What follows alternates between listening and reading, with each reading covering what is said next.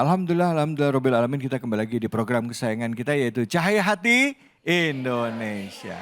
Sekarang sudah hadir bersama kita yaitu Mas Ogi dan istrinya yaitu Mbak Hani ya. Assalamualaikum warahmatullahi wabarakatuh. Waalaikumsalam warahmatullahi warahmatullahi wabarakatuh. Mas Ogi, Mbak Hani kita undang karena sesuai dengan tema kita tadi adalah bicara tentang musibah atau kesulitan yang kita hadapi dalam kehidupan dan kita melihat bagaimana perjuangan seseorang dalam mengalami kesulitan hidup sehingga akhirnya bisa melewati kesulitan tersebut.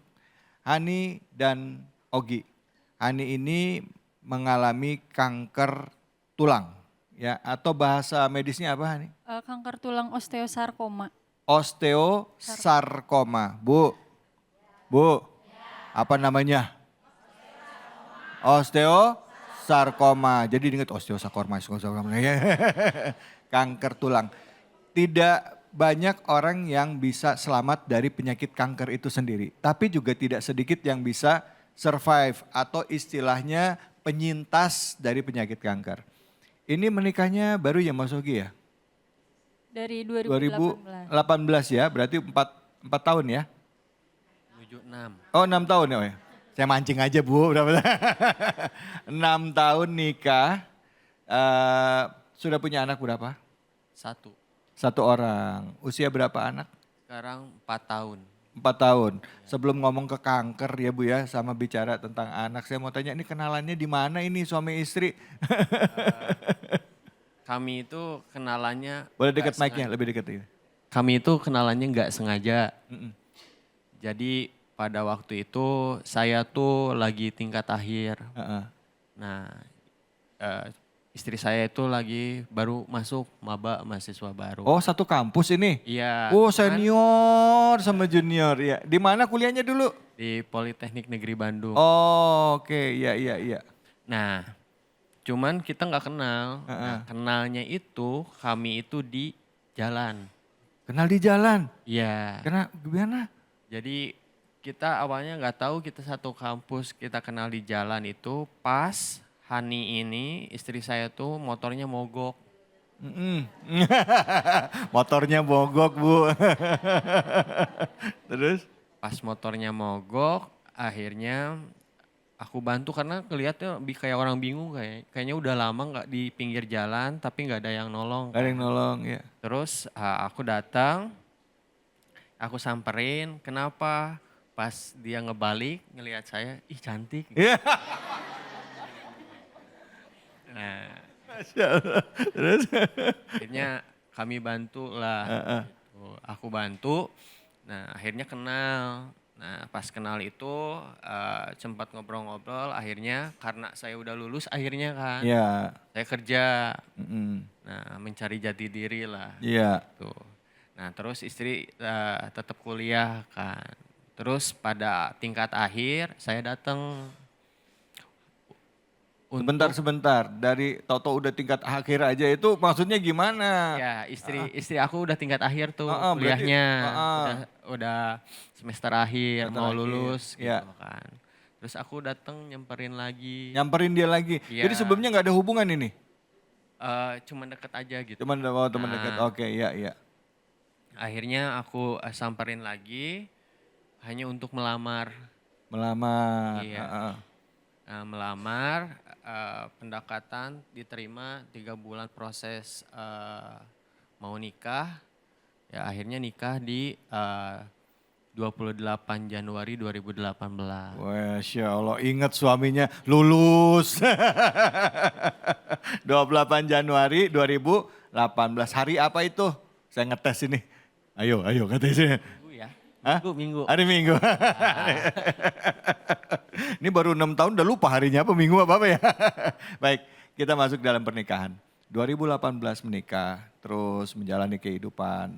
Saya dengar juga sempat mengalami keguguran ya istri ya. Nah, terus sampai istri akhirnya tahu kena kanker tulang itu di tahun keberapa pernikahan?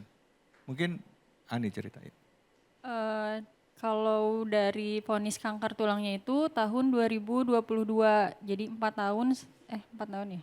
4 tahun setelah pernikahan. Itu apa penyebabnya? Kok akhirnya, maksudnya apa yang dirasakan atau gimana sampai akhirnya dinyatakan kanker tulang?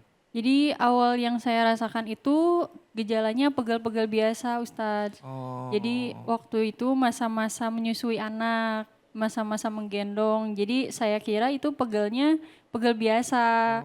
Nah akhirnya sampai suatu hari itu pegalnya tuh sampai sakit banget. Sampai tangan gak bisa gerak. Akhirnya nggak bisa gerak. ya nggak Sakit bisa itu gerak. ngilu, linu apa sakit perih? Sakit ngilu tapi pegel gitu nggak enak lah rasanya nggak nyaman. Nah akhirnya saya dan suami memutuskan untuk ke dokter. Itu Dari- setelah lahiran anak. Ya itu usia anak 1,5 tahun. Ya. Nah saya udah periksa ke dokter, beberapa dokter di kota Bandung. Itu tuh dugaannya juga pegal biasa, mialgia dan sebagainya. Karena memang saya juga menyebutkannya karena lagi masa menyusui begitu. Namun setahun itu saya coba beberapa kali pindah dokter itu nggak ketahuan kenapa. Nah akhirnya saya memutuskan untuk diurut. Setelah diurut baru muncul benjolan. Oh, ada benjolan setelah Ya, diurut. ada Di- benjolan di tangan. Di tangan. Oke. Terus setelah itu saya memutuskan kembali lagi ke dokter. Dari dokter ternyata setelah rongsen hasilnya tumor tulang. Gitu, tumor tulang. Terus ditanya sama dokter, ini pernah ada riwayat cedera enggak atau benturan gitu. Nah akhirnya saya ingat-ingat lagi itu saya pernah jatuh tahun 2014. Ya. Tahun 2014 jatuh dari motor, tapi waktu itu nggak ada luka, nggak ada memar, nggak ada sakit sama sekali. Jadi ya udah biasa gitu.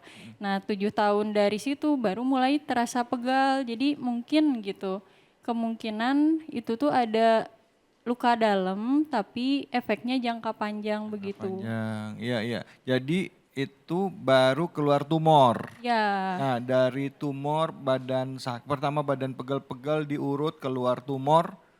Sebelumnya udah ada sejarah pernah kena tumor juga atau gimana? ya jadi mungkin gitu karena dokter juga ditanyakan pernah ada riwayat sakit nggak sebelumnya.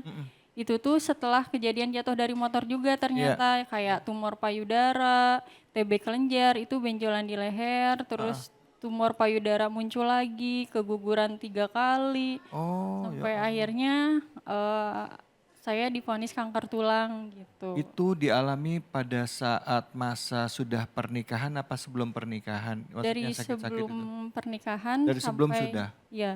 Ya Allah, Bu. Bu, anak kita perempuan kalau kita punya anak atau keluarga kena tumor, terus rasanya enak nggak enak kan ya, nggak nyaman, terus juga pernah kena kelenjar juga dan lain sebagainya, sampai akhirnya tumor di tangan tadi itu Ya. setelah jatuh. Yang dirasain apa sih selain ngilu, apa demam, apa badan nggak enak, ada nggak sih? Kalau rasa yang paling parah itu setelah muncul benjolan, itu tuh rasa sakitnya saking parahnya itu ya Ustadz. Saya tuh dikasih morfin, obat sejenis narkoba itu nggak ada yang mempan buat ngeredain rasa sakitnya. Ya Allah. Saking sakitnya dan setelah itu kan diputuskan untuk operasi biopsi untuk Iya. menentukan tumornya jinak atau ganas. Iya, terus? Nah hasilnya ganas atau biasa kita sebut kanker gitu. Oh. Nah dari sana benjolannya semakin membesar sampai akhirnya tangan saya sebesar paha. Tapi ya alhamdulillah setelah menjalani kemoterapi sampai dengan 3 kali rasa sakitnya hilang, benjolannya mengecil dan saya melakukan operasi pengangkatan tumor tulangnya dengan cara mengambil tulangnya dikeluarkan lalu dibersihkan dari kankernya. Tulangnya dikeluarkan dari Ya. badan, Ya terus betul. dibersihkan, terus Sepanjang 20 cm dari bahu sampai sikut. Nah setelah dikeluarkan dibersihkan dari kankernya. Neng, boleh kasih lihat? Oh iya boleh. Ya, biar ini, nggak usah buka ininya. Nah, Oh, jadi tangannya emang nggak ada tulang sekarang di sini. Jadi sebelumnya itu operasi yang pertama masih mempertahankan tulang asli. Nah setelah itu saya ada infeksi Ustadz. Nah infeksi ini menyebabkan tulang yang tadinya dimasukkan lagi menjadi patah sempurna, menjadi serpihan tulang begitu. Akhirnya kita tidak bisa mempertahankan tulangnya, memutuskan untuk mengganti jadi semen. Jadi saya sempat mengganti tulang jadi semen. Semen itu seukuran tulang asli biasa. Iya, iya. Tapi dari sana infeksinya semakin parah. Lalu ada luka jahitannya itu tidak tertutup sepanjang 20 cm itu terbuka sampai terlihat tulangnya. Jadi setiap hari saya mencuci lukanya di rumah begitu. Aduh ya Allah 20 bisa. senti loh ibu-ibu. Iya. Ini Ustadz kalau kita ngelihat Hani cerita bisa ketawa ya Bu ya. Kitanya sendiri sedih, iba, tapi ngebayangin kayaknya kalau kita yang ngalamin nggak kuat deh. Kayaknya nggak kuat deh. Ini bisa sekuat ini. Ada suami juga. Ogi, gimana Ogi melihat apa yang dihadapi istri? Saya dengar juga sempat long distance relation juga ya. Iya. LDR juga karena pekerjaannya Ogi ya. Gimana Ogi, silakan. Jadi perasaan saya waktu istri saya sakit dari semenjak nikah itu saya hanya punya satu prinsip bahwa ketika saya memilih istri saya sebagai pendamping hidup saya itu tuh udah menjadi pilihan saya Pak Ustadz. Nah oleh sebab itu kan berarti saya mengambil tanggung jawab ayahnya dilimpahkan ke saya karena itu udah menjadi pilihan saya untuk meminang istri saya. Itu poin pertama. Poin kedua, tanggung jawab ini yang harus saya ambil, resiko apapun di depan, itu harus kita hadapi bareng-bareng. Jangan sampai saya meninggalkan dia atau jangan sampai saya meninggalkan amanah yang sudah Allah titipin ke saya. Karena itu pilihan saya di awal. Maka dari itu saya sebagai suami hanya bisa mendampingi dan mendoakan dan meringankan bebannya. Dalam perjalanan kami menikah gitu. Dan pada posisi istri saya sakit, kami itu membagi tugas. Istri saya bertugas untuk menyembuhkan dirinya, tapi jangan memikirkan dari mana biaya. Biar itu tanggung jawab saya sebagai suami. Karena kan banyak ya orang ketika sakit itu memikirkan ini biayanya seperti apa dan bagaimana gitu. Saya bertanggung jawab sebagai suami untuk memikirkan hal itu. Dan alhamdulillah dari keikhlasan kami dan berikhtiar Pak Ustadz, rezeki itu selalu ada Pak Ustadz. Allah.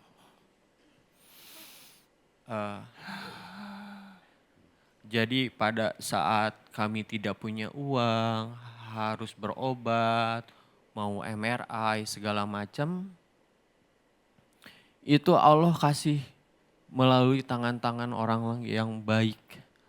Orang-orang yang tidak kami kenal Pak Ustadz. Masya Allah. Operasi pertama aja kami perlu uang 140 juta. Dalam 3 hari uang itu kekumpul Pak Ustadz. Ya Allah tuh udah ngasih jawaban dalam setiap ujiannya gitu. Dan saya makin percaya dan saya punya prinsip apakah kita tidak malu meminta keridhaan Allah sementara kita tidak ridho dengan ketentuan yang Allah kasih sama kita gitu. Untuk bisa masuk dalam tahap ridho sama ketentuan Allah kan nggak mudah ya. Ada nggak perasaan marah nih? Sedikit mungkin apa ya, kecewa atau sedih gitu. Maksudnya baru nikah, punya anak satu, aku harus ngalamin kayak gini, cerita dong, sharing perasaannya. Gimana nih? Kalau dari saya sendiri Ustadz, alhamdulillah perasaan marah sama sekali nggak ada. Mungkin lebih ke arah sedih dan bertanya kenapa harus saya gitu. Tapi lambat laun saya juga merasa bersyukur gitu karena setelah diingat-ingat itu Allah itu memberikan ujian itu pasti ada hikmah di baliknya. terutama ujian sakit, di mana sakit itu bisa menggugurkan dosa. Makanya setiap saya sakit, merasa sakit, saya itu menghindari nangis, tapi saya berzikir, Ustaz. Saya berzikir, saya bilang sama Allah, ya Allah, hamba ikhlas dengan rasa sakit ini.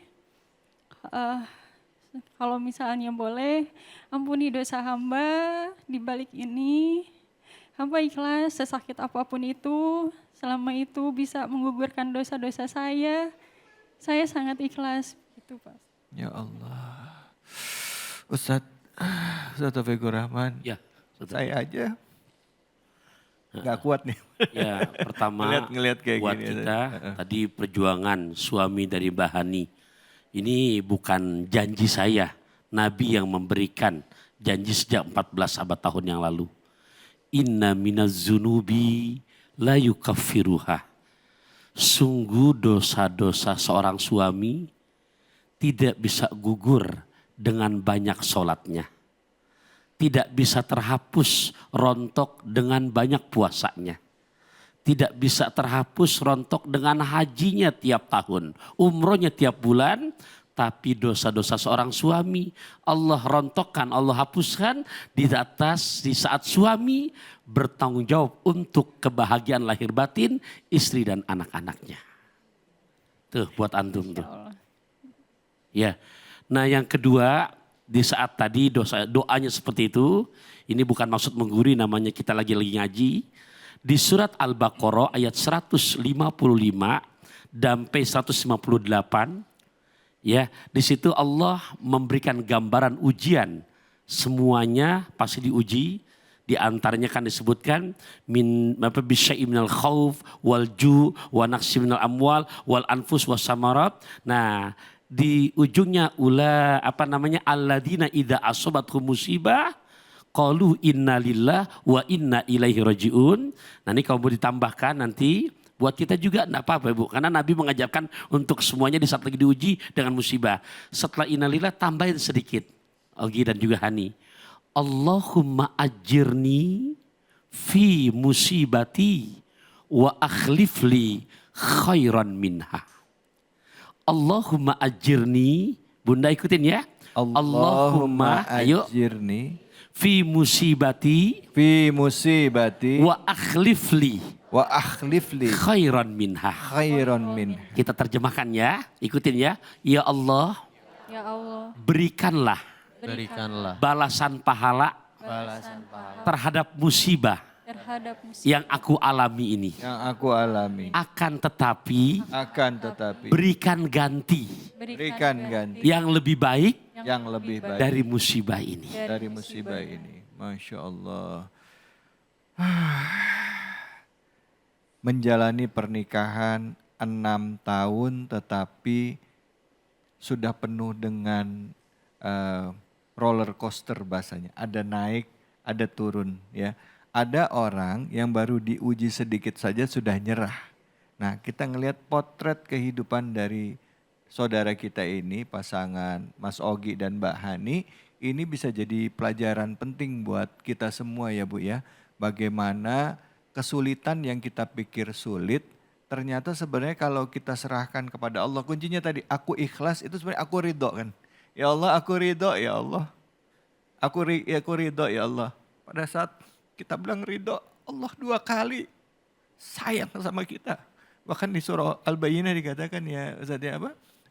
Innallazina amanu wa amilus solihati ulaika hum khairu bari'ah jazahum inda rabbihim jannati adni tajri min tahtihal anhar khalidina fiha abada radhiyallahu anhu wa raddu'an zalika liman khasya rabbah. Dia ridho sama aku, Allah 2 kali lebih ridho. Jadi Allah balas dengan kebaikan dan mudah-mudahan Allah sembuhkan. Dan seperti sekarang sudah sembuh ya Mbak ya. Alhamdulillah Pak Ustaz. Masya Allah, salam Muhammad. Masya Allah, Ibu ini mungkin baru sedikit potret ya dari pasangan ini. Mungkin ada yang mau tanya, silakan saya kasih kesempatan, silakan. Ya silakan Ibu.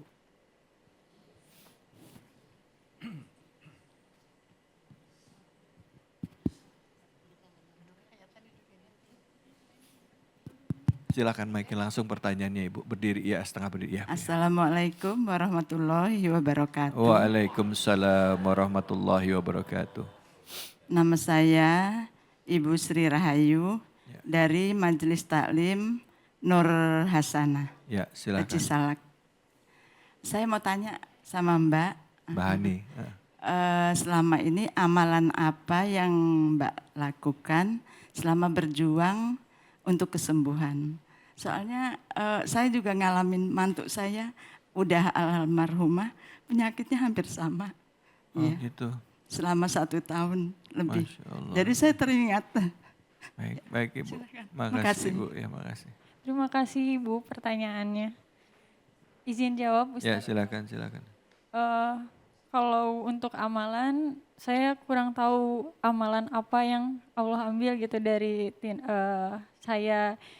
Nah, tapi kalau yang saya ingat-ingat gitu, selama saya sakit, saya tuh setiap harinya tuh lebih banyak memenuhi diri saya dengan rasa syukur. Walaupun tangan saya sakit, saya masih bisa melihat, saya masih bisa berbicara, saya masih bisa diberi kesempatan untuk bernafas, bangun esok harinya. Itu tuh sangat luar biasa untuk saya. Jadi sehingga hati saya tuh diberikan ketenangan, kedamaian setiap harinya. Makanya orang-orang mengatakan, kenapa saya sakit keras tapi saya bisa seceria itu Pak Ustadz. Nah terus di samping itu sesekali saya tuh sulit tidur. Kalau misalnya saya bangun subuh, saya selalu sempatkan untuk sedekah. Karena saya dengar itu sedekah subuh itu sangat banyak gitu pahalanya, bisa mengabulkan doa dan sebagainya. Jadi saya tuh sering lihat kayak orang-orang yang sakit di platform sosial media begitu. Saya luangkan waktu untuk bersedekah walaupun kecil begitu, tapi kan niatnya untuk sedekah. Nah selain itu saya juga selalu mencari kesempatan untuk berbuat baik. Ya. Contohnya saya waktu itu pernah di hari saya baru operasi pengangkatan tulang menjadi tidak punya tulang seperti ini. Saya besoknya itu baru langsung periksa gigi. Di perjalanan saya melihat ada truk yang lewat. Nah truk itu saat maju, saya posisinya di lampu merah, saya dibonceng oleh kakak saya di motor. Itu ada pembatas jalan yang oranye itu masuk ke kolong truk. Allah. Saya turun dan saya kepinggirkan itu sendiri Ustadz. Dengan kondisi tangan saya sebelah menggunakan amsling. Allah. Begitu salah satu contohnya. Jadi sebenarnya hal-hal seperti itu bukan orang lain yang membutuhkan, tapi kita yang membutuhkan itu. Itulah kesempatan untuk kita bisa berbuat baik yang kemudian pahalanya untuk kita sendiri begitu. Masya Allah, Masya Allah, ya Allah. Makasih banyak ya, kita sudah diingatkan oleh Mbak Hani dan juga Mas Ogi melalui perjalanan kehidupannya. Saya yakin juga mungkin pemirsa di rumah ada yang mengalami hal yang mungkin lebih berat. Atau mungkin masalahnya tidak seberat mereka berdua, tetapi diingatkan bahwa Allah itu nggak akan mungkin nguji kita melebihi batas kemampuan kita. Ya, nah kira-kira Ustadz dari apa yang dialami oleh Mas Ogi dan Mbak Hani, mungkin masing-masing tadi kita udah dengar dari Ustadz Taufikur Rahmat, Ustadz Zaki Mirza, kira-kira apa yang bisa kita ambil hikmahnya dari episode ini? Baik, izin Guru. Bismillahirrahmanirrahim. Salah satu nikmat kita menjadi hamba Allah, umat Rasulullah, awal kali kita buka mata dari tidur, yang terucap itu rasa syukur. Betul ya Bu? Dari kecil kita udah diajarin ya. Alhamdulillahilladzi ahyana ba'dama amatana wa ilaihin nusur. Coba ini kalimat cakep banget. Mengawali hari dengan rasa bersyukur, ya Allah. Terima kasih yang sudah menghidupkan kami ba'dama amatana setelah mematikan kami. Jadi jangan heran kalau banyak sekarang orang-orang modern meninggal dalam keadaan tidurnya Bu. Karena ternyata tidur itu kan separuh nyawa kita lagi digenggam sama Allah. Kalau Allah mau kasih hidup, alhamdulillah. Kalau Allah mau kasih selesai, selesai di tempat tidur kita masing-masing. Bersyukur ini kan udah jadi bahasa Indonesia, kalimat Arabnya asyukru gitu guru ya. Masuk Indonesia jadi syukur. Orang yang bersyukur, coba lihat. Kita kalau ngomong Arab bilang terima kasih bilangnya apa Bu? Syukron, berterima kasih. Orang tua kita nih yang ngasih nama terima kasih. Terima kasih, kalau habis nerima jangan lupa ngasih. Tuh pagi-pagi kita udah nerima hidup lagi tuh Bu. Alhamdulillahilladzi ahna, ya Allah makasih. Tadi yang kita bilang walaupun dalam keadaan tangan yang belum sempurna, tapi minimal mata bisa melihat, jantung berdetak, nadi berdenyut. Nggak ada kalimat yang paling pantas kita ucapin selain terima kasih, bersyukur. Maka benar kalau habis doa jangan lupa ngasih, sedekah.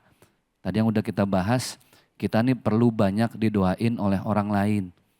Bisa jadi saya, beliau, guru-guru kita justru doa kita yang gak diterima sama Allah. Cuma bisa nyampein doang tapi belum bisa ngamalin. Bisa jadi justru doanya ibu-ibu nih. Yang puasa sunnahnya gak putus, tahajudnya gitu Bu ya. Ibu yang malah diterima sama Allah. Jadi kita perlu banyak didoain orang lain. Pas Allah lagi nitipin sakit, banyak-banyak sedekah supaya nggak pernah tahu dari mulut siapa doa diijabah oleh Allah Subhanahu wa taala. Baik, alhamdulillah. Terima kasih banyak Ustaz.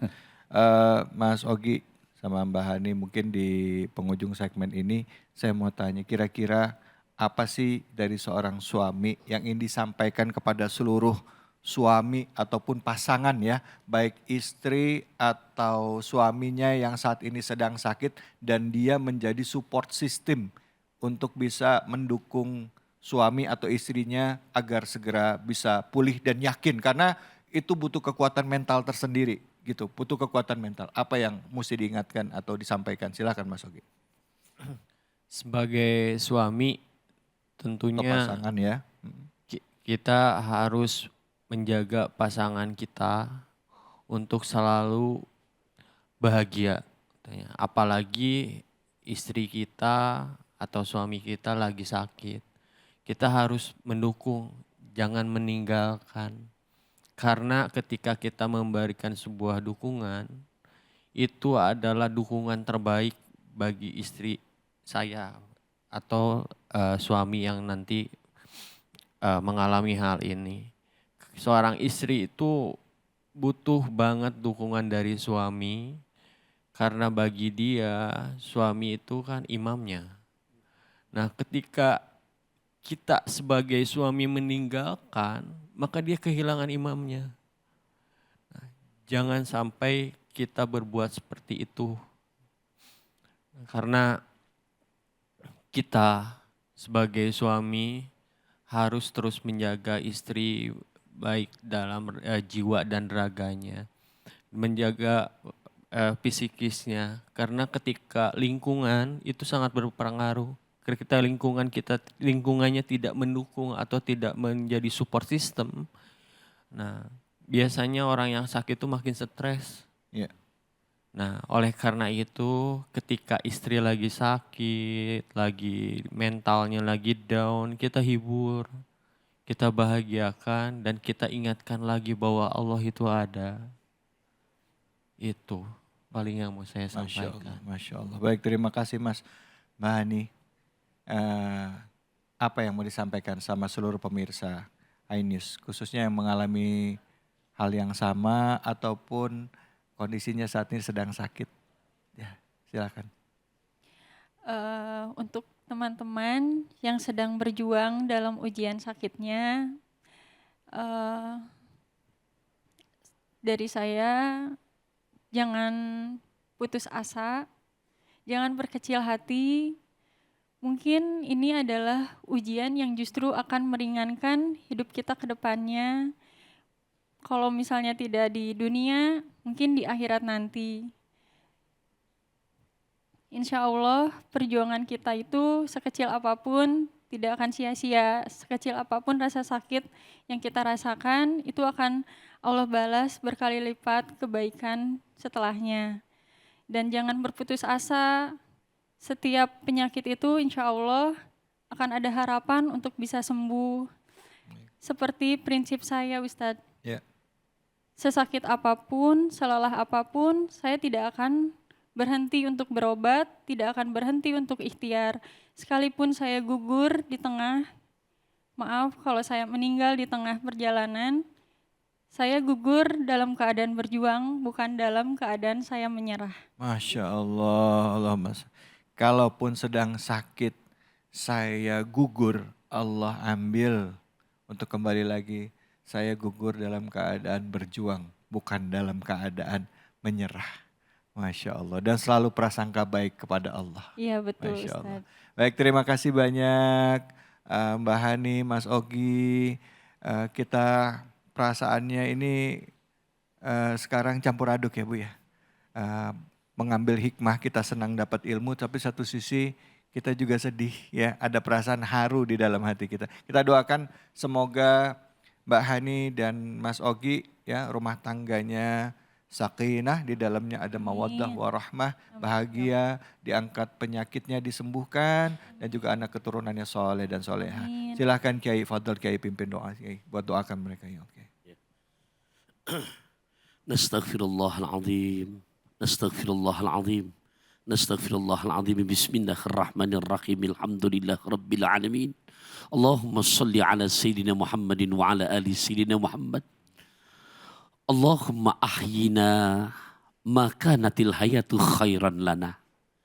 Ya Allah, hidupkan kami selama Engkau izinkan kami masih bisa hidup. Hidupkan kami dalam keadaan yang baik. Wa tawaffana idza kanatil wafatu khairan lana. Wafatkan diri ini ya Allah. Wafatkan diri ini apabila telah tiba waktunya untuk wafat. Wafatkan kami dalam keadaan husnul khotimah. Amin. Rabbana atina fid dunya hasanah wa fil akhirati hasanah wa qina adzaban nar.